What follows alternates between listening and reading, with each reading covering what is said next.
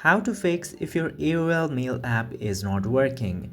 Now, there might be so many reasons for this problem to occur. You might have to test one or two things before you fix the application. First of all, check if your internet connection is working properly, and if not, then fix your internet connection, and after that the AOL mail app might start work normally.